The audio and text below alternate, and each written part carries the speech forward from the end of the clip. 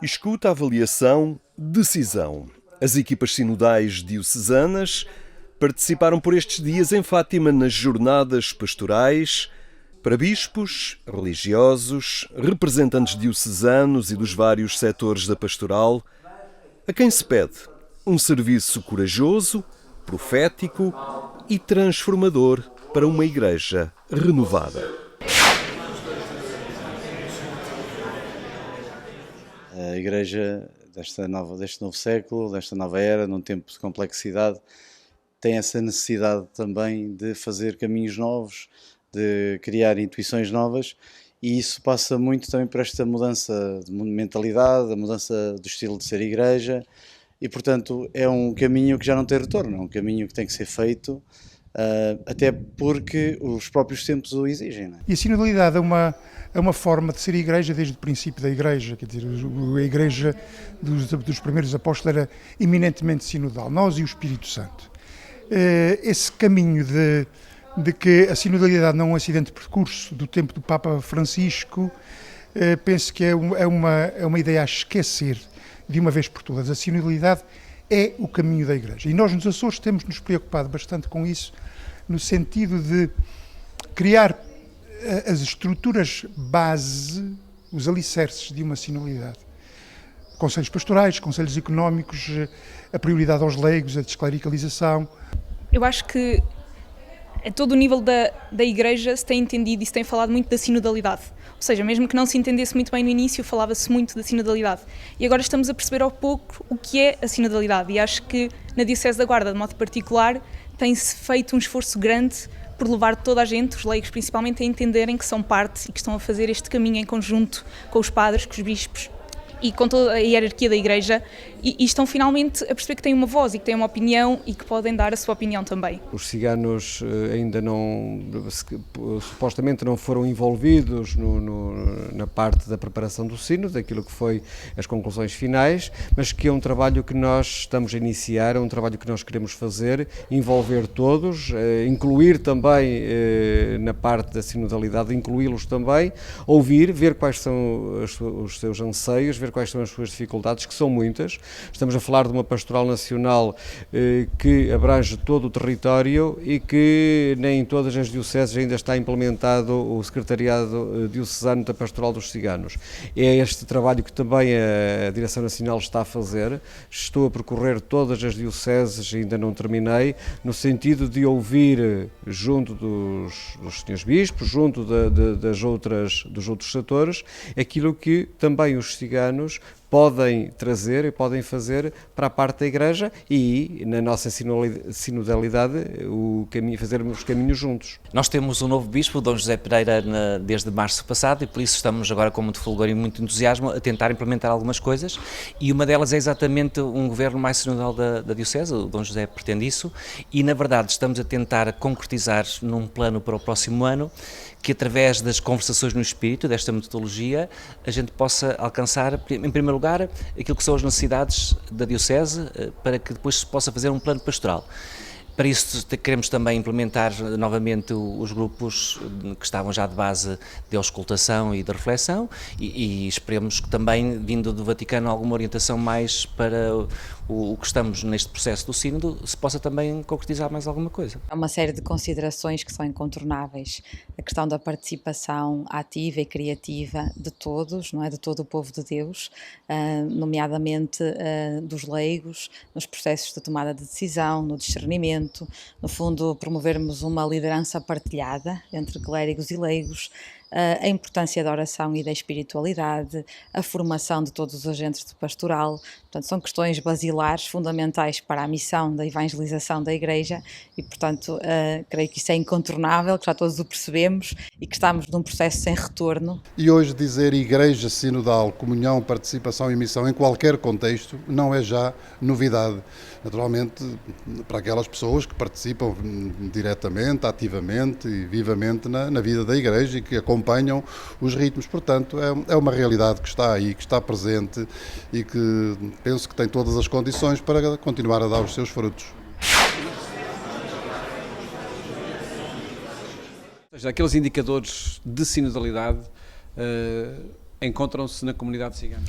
Eles estão lá todos, a questão da inclusão, a questão da proximidade, muitas vezes falta da nossa parte, falta se calhar também da Direção Nacional, esta proximidade, ir ao encontro deles, porque nós quando vamos ao encontro, eu quando vou visitar as dioceses, que visito as comunidades, que visito os acampamentos, mostra-se uma grande disponibilidade em também ouvir e também se quererem envolver.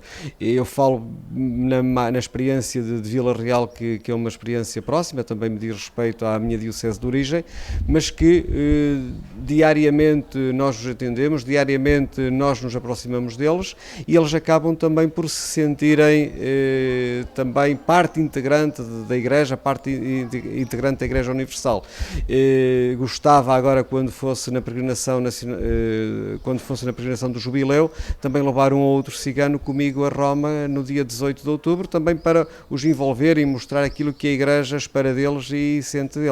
Há um desejo latente para que algo ocorra nesse sentido, em que haja uma participação mais alargada das pessoas e que as pessoas se sintam parte, que seja uma coisa inclusiva, que chama todos a participar, e parece-me que isso há, assim, e acho que vai entrando pouco a pouco.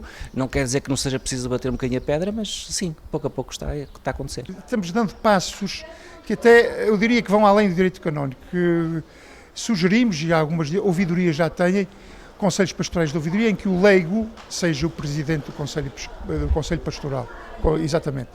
Isto são passos pequeninos que, segunda coisa, conselhos pastorais e presbiterais conjuntos. Já fizemos 2 sob a alçada de Dom Armando, e este último, que foi em abril, foi exatamente para programar esses 10 anos, esses próximos 9 anos.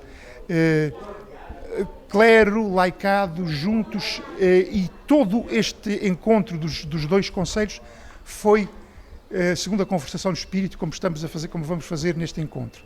Acho que já estamos a dar papéis de liderança mais aos jovens, e eu acho que isso é importante também, e não só de liderança, de serem eles a comandar as equipas de pastoral juvenil, mas de lhes dar papéis nos conselhos económicos, nos conselhos pastorais, de fazer sentir que não é só uma coisa de jovens, que é uma coisa da Igreja em geral, e que eles são parte, e que estão com os outros, e estão com todas com todas as fases. A elaboração do nosso plano pastoral, que vai entrar em vigor agora neste próximo ano, foi feita com a participação muitíssimo alargada, concretamente dos conselhos pastorais das unidades pastorais, das equipas de animação pastoral, do Conselho Pastoral Diocesano e de todos aqueles que tiveram, enfim, o desejo e o gosto de participar. Isso é uma realidade que no passado nós não tínhamos tanto essa preocupação, não estávamos despertos. Depois, a vida das nossas unidades pastorais, que é assim que a Diocese está organizada atualmente, conta com os ministros ordenados, mas sempre com uma equipa de animação pastoral que trabalham diretamente com ele, que reúnem com ele, que programam com ele, que rezam com ele. Portanto, o presbítero com certeza é pároco e tem a responsabilidade própria que advém do ministério ordenado e da condição de pároco, mas sempre com uma equipa de leigos para desenvolver a sua missão. Nós temos apostado em algumas linhas de ação muito concretas para ajudar na concretização da sinodalidade. Temos mantido as assembleias sinodais com ritmo anual, portanto, desde a primeira assembleia em junho de 22, dado que a mesma se revelou tão profícua e tão rica, temos mantido essa realização a um ritmo anual, sendo que a última aconteceu no dia 22 de fevereiro deste ano. E o que fizemos foi precisamente trabalhar o documento final, publicado em outubro do ano passado, um pouco à semelhança do que aconteceu aqui em janeiro, em Fátima, no encontro dos conselhos pastorais das dioceses. E, portanto, procuramos trabalhar o documento final, pôr toda a gente a refletir precisamente em pequenos grupos, portanto temos mantido esse método, essa metodologia sinodal dos grupos, das rondas, para que todos possam pronunciar e para que todos também encontrem caminhos para pormos em prática aquilo que o documento nos pede. Nós termos a capacidade de entender que os carismas e os dons que todos têm, e principalmente um dos aspectos que eu acho fundamental este ano, vai ser a escuta do mundo para a Igreja, ou seja, nós é escutar mesmo a nossa Igreja diocesana no seu todo. E isto também se entende-se que muda, entende-se que também aproxima, começa-se a aproximar uma outra realidade que até à data não existia. Estava nos mesmos, centrado aos mesmos, e não havia a capacidade de ir mais longe. É um processo que tem que ser assimilado, tem que ser acolhido, tem que ser assimilado, tem que haver formação, tem que haver conversão, e nós sentimos muito isto através desta experiência que tivemos. Portanto, agora vamos envolver mais pessoas na forma possível que entretanto foi decidido. Pouco a pouco estamos a conseguir fazer caminho. Nós, no nosso programa pastoral do triênio, desde o ano passado, termina no próximo ano, temos 2 ou 3 propostas que estão a ser desenvolvidas. Há uma certa insistência para que os arciprestados, os párocos, nas paróquias, nos grupos de reflexão se trabalhe. E eu posso enumerar algumas. Temos, por exemplo, a aplicação da metodologia sinodal, que já está a ser vivida e aplicada e proposta na maior parte dos grupos, não é? Esta sistematização, e que temos esse eco, esse feedback, que de facto muitos dos grupos já o estão a aplicar e a fazer, e também percebemos que esse método é muito eficaz, não é? Porque não dá aso a tanta dispersão e consegue colocar-nos num caminho mais objetivo. Os grupos de escuta atualmente, assim, instituídos não temos, mas está também nas nossas prioridades para o próximo ano pastoral, para começarmos a aplicar e para começarmos também a fazer essa experiência de laboratório para depois darmos resposta àquilo que são os anseios de todo este caminho até 2028. Em termos arciprestais já se estava a chegar a todos, mas era um bocadinho com as pessoas que estavam dentro da igreja, principalmente nos jovens, com os jovens que estavam ligados a grupos de jovens, a movimentos da igreja. E agora está a tentar espalhar-se para os outros pontos da sociedade, para os outros níveis da sociedade, em que os jovens que estão ligados à política, que estão ligados a conselhos municipais, que estão ligados a outras fases, também querem fazer parte deste processo e também querem ser escutados e perceber que a Igreja também quer ouvir opiniões que não são da Igreja. Nós recebemos ecos positivos de alguns arciprestados, de algumas comunidades onde isso está a acontecer. Sabemos que noutras nem tanto, sabemos que algumas delas nem sequer chegaram a ser criados esses grupos, portanto, de facto é um processo moroso, lento, é um caminho de conversão, não é? O documento final fala-nos na conversão das relações, dos processos, dos vínculos, e a conversão precisa de tempo, de humildade, de dedicação e também de muito encontro uns com os outros e com o Espírito Santo, certamente. Como eles não foram ouvidos na primeira fase, queremos agora constituir grupos sinodais no sentido também de os escutar, ouvir, ver quais são os seus problemas. E estamos numa fase ótima, que é o pós-eleitoral, vemos toda esta azáfame, todo este barulho durante a campanha, e os ciganos foram muito falados. E de facto nós podemos, a Direção Nacional pode aqui ter matéria-prima, pode ter aqui matéria que possa ir buscar aos ciganos, que possa mostrar e buscar a sua disponibilidade, a sua sabedoria, já as suas tradições, a sua cultura, para os incluir e para também transformar aquilo que é neste momento um ódio aos ciganos, um ódio visceral de alguns setores,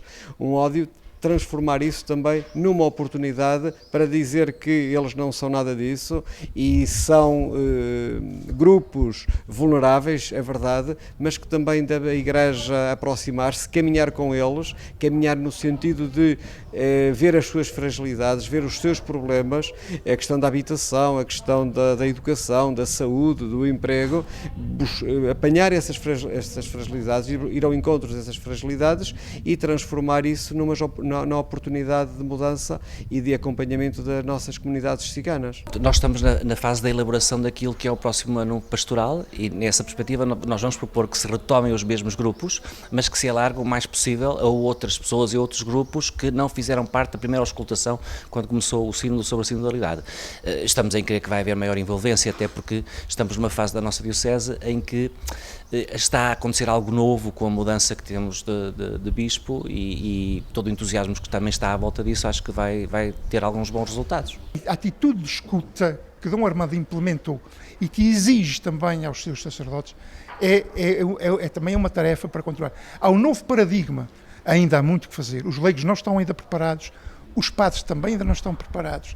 Este caminho é um caminho repara uma coisa, o Papa Francisco, dentre as muitas coisas boas, extraordinárias que veio trazer à Igreja, foi o Papa que melhor conseguiu traduzir o Concílio Vaticano II numa palavra. A sinodalidade é esta Igreja Povo de Deus em ação e em caminho. É importante, quando se fala numa igreja em saída e a igreja está no mundo, que se escute o mundo, que se escute a cultura, que se escute o desporto. Portanto, é importante esta abertura. Quando foi a primeira fase do sínodo, efetivamente, houve experiências ecuménicas através da consulta à Igreja Metodista, que depois houve um contributo muito interessante de algumas respostas que nos foram e alguns alertas que nos serviram de reflexão. Houve também a escuta na universidade dos professores, a sensibilidade dos alunos, dos jovens, num ano pós-pandemia, qual é a sensibilidade, que mudanças é que houve.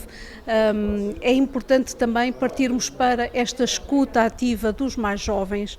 Nós notamos que nestas assembleias arcipestrais a participação dos jovens foi muito reduzida, portanto é necessário que eles tenham aqui um papel mais ativo naquilo que é o seu ver a Igreja, e a Igreja que é de todos, e a sinodalidade é isso mesmo, é um caminhar juntos. É escutar a Deus e é escutar a realidade que está à nossa volta. E quem tem a missão de escutar é a Igreja, porventura na pessoa dos seus pastores, que têm a obrigação de estar atentos àquilo que se passa e à voz de todos, e é também, porventura, de forma organizada dentro da Igreja, haver algumas pessoas que têm por missão de uma forma muito direta, e depois é a escuta em todas as circunstâncias pastorais da vida da Igreja, que nada se faça sem que as pessoas que estão envolvidas, que fazem parte das comunidades, possam exprimir o seu modo de ver, o seu modo de pensar e ajudar a fazer o discernimento adequado para a tomada de decisões. A ideia, ainda este ano, é que haja com a equipa diocesana que torne-se a restabelecer um contacto para outra vez fazer aqui uma síntese, um diálogo mais próximo para entender estas realidades de mudança, principalmente de mudança. Sublinhando aqui também as palavras do Dom Alexandre Palma, em que realmente a nossa Igreja neste momento precisa de mudar realmente o adjetivo para o verbo. É realmente começar a pensar em concretizar. E já dizíamos em janeiro que, se calhar, não sei se recordam, o Padre Sérgio Torres disse que concluía numa das suas interpretações lá em que ele dizia: isto interessante era no próximo ano estarmos todos cá em Fátima e entender o que é que realmente já começou a acontecer em cada diocese.